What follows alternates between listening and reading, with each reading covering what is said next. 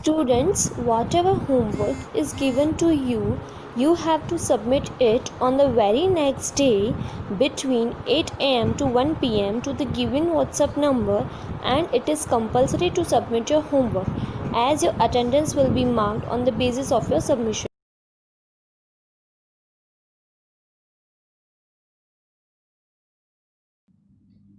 नमस्ते बच्चों, आज हम पढ़ेंगे पाठ क्या निराश हुआ जाए का भाग 2।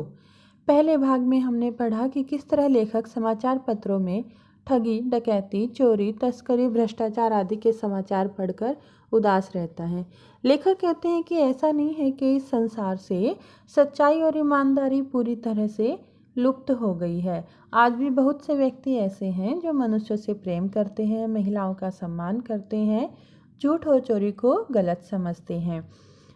तो लेखक कहते हैं कि इस संसार में बहुत से ऐसे लोग हैं जो आज भी सच्चाई और ईमानदारी भरा जीवन बिताते हैं। तो आइए अब हम इस पाठ का आगे का भाग पढ़ते हैं।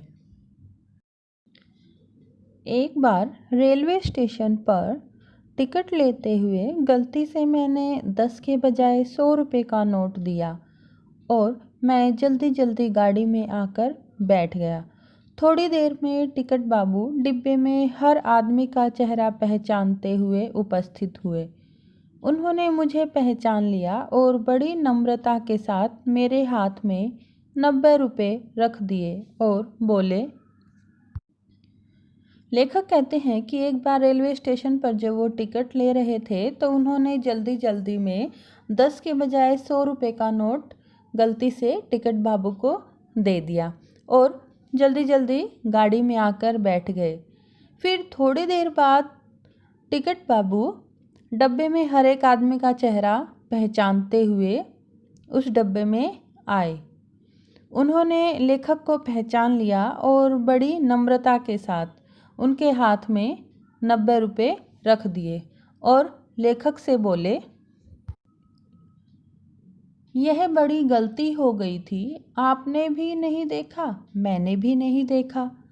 उनके चेहरे पर विचित्र संतोष की गरिमा थी। मैं चकित होकर देखता रह गया।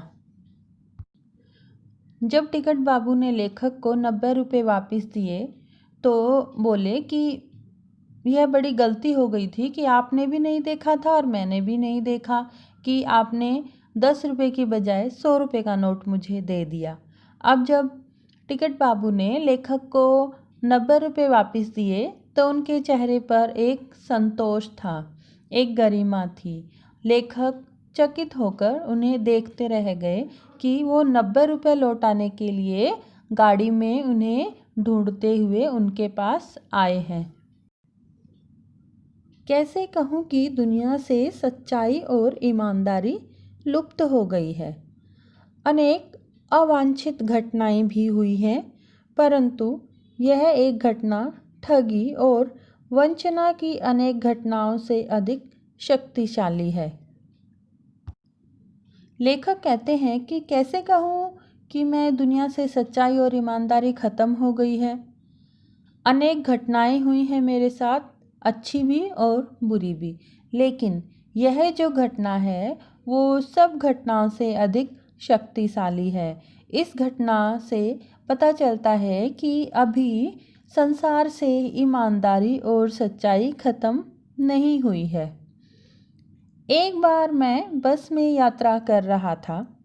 मेरे साथ पत्नी और 3 बच्चे भी थे। बस में कुछ खराबी थी, रुक रुक कर चलती थी। गंतव्य से कोई 8 किलोमीटर पहले ही एक निर्जन सुनसान स्थान में बस खराब हो गई। रात के 10 बजे होंगे। बस में बैठे यात्री घबरा गए। कंडक्टर उतर गया और एक साइकिल लेकर चलता बना।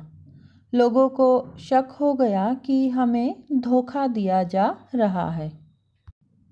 लेखक कहते हैं कि एक बार मैं बस में सफ़र कर रहा था अपनी पत्नी और 3 बच्चों के साथ। तो बस थोड़ी रुक रुक कर चल रही थी। गंतव्य यानी मंजिल से कुछ 8 किलोमीटर पहले ही सुनसान स्थान पर बस खराब हो गई। अब रात के करीब 10 बजे होंगे। बस में बैठे यात्री जो थे वो घबरा गए। बस से कंडक्टर उतरा और साइकिल लेकर चला गया। लोगों को यह शक हो गया कि लगता है उन्हें धोखा दिया जा रहा है। बस में बैठे लोगों ने तरह तरह की बातें शुरू कर दी। किसी ने कहा यहाँ डकैती होती है। 2 दिन पहले इसी तरह एक बस को लूटा गया था। परिवार सहित अकेला मैं ही था। बच्चे पानी पानी चिल्ला रहे थे। पानी का कहीं ठिकाना न था। ऊपर से आदमियों का डर समा गया था। सभी भयभीत थे। कुछ नौजवानों ने ड्राइवर को पकड़कर पीटने का हिसाब बनाया। ड्राइवर के चेहरे पर हवाइयाँ उड़ने लगी। लोगों ने उसे पकड़ लिया। वह बड़े कातर ढंग से मेरी ओर देखने लगा और बोला, हम लोग बस का कोई उपाय कर रहे हैं, बचाइए, ये लोग मारेंगे। डर तो मेरे मन में भी था, पर उसकी कातर मुद्रा देखकर मैंने यात्रियों को समझाया कि मारना ठीक नहीं है। परंतु यात्री इतने घबरा गए कि मेरी बात सुनने को तैयार नहीं हुए। कहने लगे, इसकी बातों में मत आइए, धोखा दे रहा है। कंडक्टर को पहले ही डाकुओं के यहाँ भेज दिया है। यह हम लोगों को लूटना चाहता है। अब जब बस खराब हो गई तो बस में जो लोग बैठे थे उन्होंने तरह तरह की बातें करनी शुरू कर दी। कोई तो कहता है कि यहाँ पर डकैती होती है। 2 दिन पहले ही एक बस को ऐसे ही लूटा गया था। अब लेखक कहते हैं कि परिवार के साथ केवल मैं ही था अकेला और सब अकेले थे। लेकिन लेखक के साथ उसका अपना परिवार था, उसके 3 बच्चे थे, उसकी पत्नी थी। अब बच्चे जो है वो पानी पानी करके चिल्ला रहे थे, लेकिन पानी कहीं पर मिल नहीं रहा था। पानी का कोई ठिकाना ही नहीं था। ऊपर से जो आदमी बोल रहे थे कि बस को ठगा गया था 2 दिन पहले, ये सब बातें सुनकर वैसे ही लेखक डर रहे थे अपने मन में। अब सभी भयभीत थे। कुछ नौजवानों ने क्या किया कि ड्राइवर को पकड़कर पीटने का हिसाब बनाया। अब ड्राइवर के चेहरे पर हवाइयाँ उड़ने लगी। हवाइयाँ यानी कि ड्राइवर बहुत घबरा गया। अब ड्राइवर जब घबरा गया तो लेखक की ओर बड़ी कातर ढंग से देखने लगा। अब लेखक को उस पर दया आ गई और उसने यात्रियों को समझाया कि इसे मारना ठीक नहीं है। लेकिन यात्री इतने घबराए हुए थे कि लेखक की बात सुनने के लिए तैयार ही नहीं थे। कहने लगे कि इसकी बातों में मत आइए, धोखा दे रहा है। वो बोले कि आप इसकी बातों में मत आओ, ये हमें धोखा दे रहा है क्योंकि ये कंडक्टर को तो पहले ही डाकुओं के पास भेज चुका है। यह हम लोगों को लूटना चाहता है। मैं भी बहुत भयभीत था, पर ड्राइवर को किसी तरह मारपीट से बचाया। 1.5-2 घंटे बीत गए। मेरे बच्चे भोजन और पानी के लिए व्याकुल थे। मेरी और पत्नी की हालत बुरी थी। लोगों ने ड्राइवर को मारा तो नहीं, पर उसे बस से उतारकर एक जगह घेर कर रखा। कोई भी दुर्घटना होती है तो पहले ड्राइवर को समाप्त कर देना उन्हें उचित जान पड़ा। मेरे गिड़गिड़ाने पर कोई विशेष असर नहीं पड़ा। इसी समय क्या देखता हूँ कि एक खाली बस चली आ रही है और उस पर हमारा बस कंडक्टर भी बैठा हुआ है। उसने आते ही कहा, अड्डे से नई बस लाया हूँ, उस पर बैठिए। यह बस चलाने लायक नहीं है। फिर मेरे पास एक लोटे में पानी और थोड़ा दूध लेकर आया और बोला, पंडित जी, बच्चों का रोना मुझसे देखा नहीं गया। वही दूध मिल गया तो थोड़ा लेता आया। लेखक कहते हैं कि थोड़ा डरा हुआ तो मैं भी था। ड्राइवर को तो मैंने मारपीट से बचा लिया, लेकिन 1.5-2 घंटे हो गए थे। अब मेरे बच्चे पानी के लिए व्याकुल थे। मेरी और पत्नी की हालत बुरी थी। लोगों ने ड्राइवर को मारा तो नहीं, लेकिन उसे एक जगह पर घेर लिया और क्या बोलते हैं कि अगर कोई दुर्घटना होती है, यानी अगर कंडक्टर डाकुओं को लेकर आता है तो हम पहले ड्राइवर को ही मार डालेंगे। अब मेरे गिड़गिड़ाने का कोई विशेष असर तो उन लोगों पर हुआ नहीं। फिर तभी क्या देखता हूँ कि एक खाली बस जो है वो आ रही है और उस पर कंडक्टर बैठा हुआ आ रहा है। उसने आते ही कहा कि बस अड्डे से एक नई बस लेकर आया हूँ, उस पर बैठिए। यह बस अब ख़राब हो गई है, चलाने लायक तो नहीं है। फिर मेरे पास आकर एक लोटे में थोड़ा सा दूध और थोड़ा सा पानी लेकर आए और बोले, पंडित जी, मुझसे बच्चों का रोना नहीं देखा गया था, इसलिए वहाँ पर पानी और दूध मिल रहा था तो थोड़ा सा लेता हुआ आया। यात्रियों में फिर जान आई। सबने उसे धन्यवाद दिया, ड्राइवर से माफ़ी मांगी और 12 बजे से पहले ही सब लोग बस अड्डे पहुंच गए। सभी शर्मिंदा थे अपनी हरकतों के प्रति। अब जैसे ही उस खाली बस को देखा तो यात्रियों की जान में जान आई। इनकी यात्री अब खुश हो गए थे।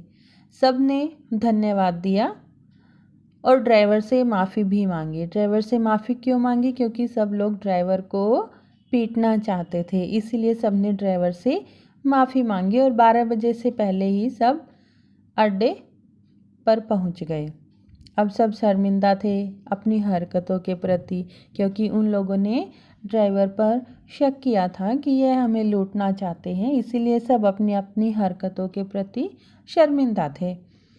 कैसे कहूँ कि मनुष्यता एकदम समाप्त हो गई। कैसे कहूँ कि लोगों में दया मोह रह ही नहीं गया। जीवन में न जाने कितनी ऐसी घटनाएं हुई हैं जिन्हें मैं भूल नहीं सकता।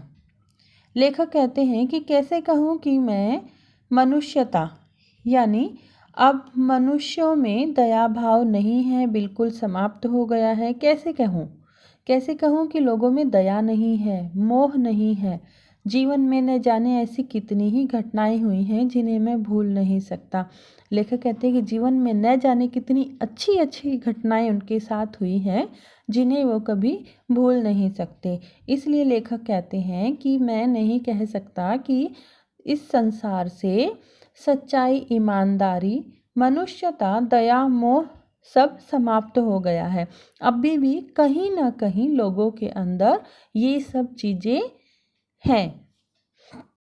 ठगा भी गया हूँ, धोखा भी खाया है, परंतु बहुत कम स्थलों पर विश्वासघात नाम की चीज़ मिलती है।